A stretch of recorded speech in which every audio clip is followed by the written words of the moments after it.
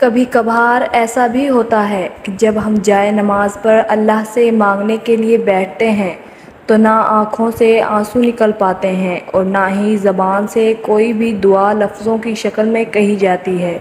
بس ایک عجیب سی کیفیت ہوتی ہے۔ دل تو تب چیخ چیخ کر کہہ رہا ہوتا ہے کہ یا اللہ اب آپ کے کن کی ضرورت ہے، لیکن لب اس درد کو بیان کرنے سے قاصر ہوتے ہیں، اور پتہ ہے اس لمحے تمہاری اللہ سے نہیں، تمہارے دل کی اللہ سے گفتگو ہوتی ہے۔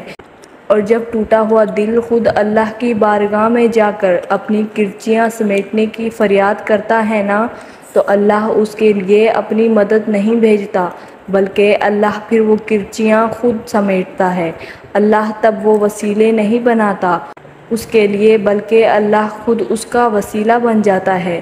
تمہاری یہ خاموشی اللہ کے ہاں بہت زور کا شور مچا دیتی ہے، اتنا زور کا کہ آسمانی خلق اس چپ کی آواز سے چونک اٹھتی ہے۔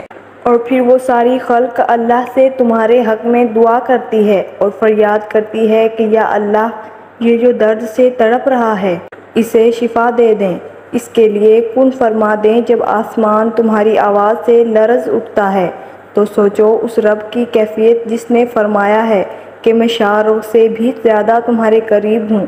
سوچو تمہارے جس خاموشی کا شور عرش تک پہنچ سکتا ہے، اسے کیا تمہارے دل میں رہنے والا اللہ نہیں سن سکے گا؟ وہ سب سنتا ہے، وہ سب جانتا ہے۔ تب بھی جب تم کہتے نہیں اور تب بھی جب تم کہنا نہیں چاہتے ہو، وہ دھڑکن ہے اور وہ دھڑکنوں کی ہی سنتا ہے۔ پھر ایسے معجزے کرتا ہے کہ دل پھر سے جی اٹھتے ہیں، دھڑکنیں پھر سے بحال ہو جاتی ہیں اور ویران آنکھیں شکر سے بھر جاتی ہیں۔ پھر کرچیاں بھی سمٹ جاتی ہیں اور شفا بھی مل جاتی ہے۔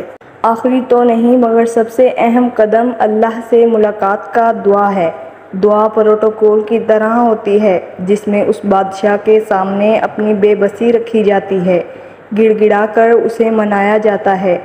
دعا کے ہر حرف پر انسان اس بات کا اعتراف کرتا ہے۔ دعا پہاڑوں کو بھی سر کرنے کی صلاحیت رکھتی ہوئی اور لکھی ہوئی تقدیر کا ایک ایک حرف بھی بدل سکتی ہے۔ دعا وہ کر سکتی ہے جس کا نہ آپ کو کبھی وہم آیا اور نہ گمان۔